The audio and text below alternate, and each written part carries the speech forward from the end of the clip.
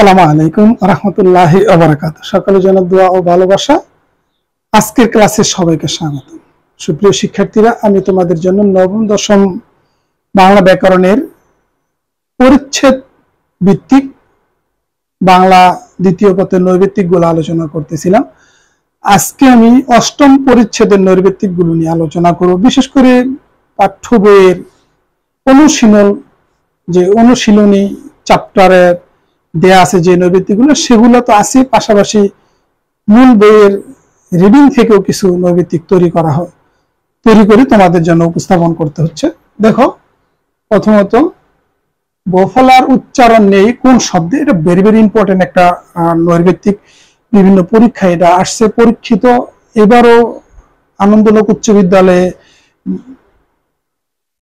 মূল্যায়ন পরীক্ষা আসছে। বফলার উচ্চারণ নেই কোন শব্দে? শশু। খেয়াল করবে, বফলা যুক্ত শব্দ বফলার 3 জায়গায় ব্যবহার হয়। 3 জায়গার মধ্যে প্রথমে যদি ব্যবহার হয় বফলা, তাহলে এখানে বফলার কোনো উচ্চারণ হবে না। তবে যদি শব্দের শেষে আর মাঝখানে হয়, তাহলে সেখানে যেই বর্ণের সাথে যুক্ত হবে ওইটা দ্বিতীয় বর্ণ হবে। খেয়াল করবে, যেমন বিশ্বাস। বিশ্বাস শব্দটি শয়ের নিচে ব, এখানে 2টা স উচ্চারণ হবে বিশ্বাস। এরকম শেষে হইল যে বর্ণটার সাথে হবে সেটা দ্বিতীয় হবে। এরপর দেখো, অদ্য শব্দের সঠিক উচ্চারণ নিচের কোনটি হবে? অদ্য। অয়ের অকে ও এর মতন উচ্চারণ কথা অদ্য। খেয়াল করো, অদ্য শব্দ সঠিক উচ্চারণ হবে অদ্য।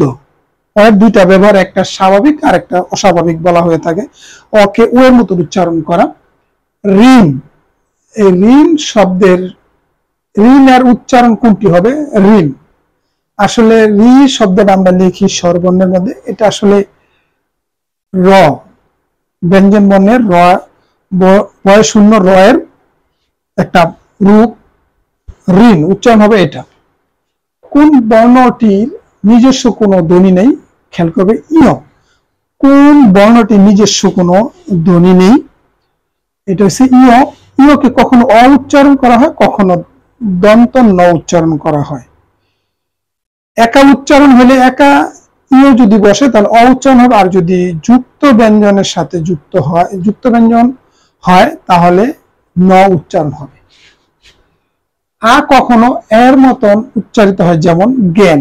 জ্ঞান শব্দটা এটা একটা মৌলিক বর্ণ স্বর, মৌলিক স্বর আ এবং এ আমরা এরকম অনেক উচ্চারণ করে থাকি। খেলা, দেখা, ট্যাংরা, ভেংসি, ব্যাখ্যা, এরকম জ্ঞানও আমরা এরকম উচ্চারণ করে থাকি। এ বর্ণের বিবৃত উচ্চারণ নিচে কোনটি? খেলা। খেলা, একটু মুখটা বেশি খুলে, এই জন্য বিবৃত উচ্চারণ। এর স্বাভাবিক উচ্চারণ হচ্ছে এক, এটা স্বাভাবিক উচ্চারণ। আর হচ্ছে বিবৃত উচ্চারণ খেলা। এ বর্ণের বিবৃত উচ্চারণ নিচে কোনটি? খেলা। খেলা উচ্চারণ করতে একটু জফলা দিয়ে উচ্চারণ আসে, খেলা। মৌমাছি শব্দের সঠিক উচ্চারণ গুলো মৌমাছি। মৌমাছি শব্দের সঠিক উচ্চারণ মৌমাছি। তৈল শব্দের উচ্চারণ কি হবে? তৈল শব্দের সঠিক উচ্চারণ হবে তৈল। যুক্ত ব্যঞ্জনে ইয় এর উচ্চারণ কি হবে? যুক্ত ব্যঞ্জনে ইয় এর উচ্চারণ দন্ত ন এর মতো হবে।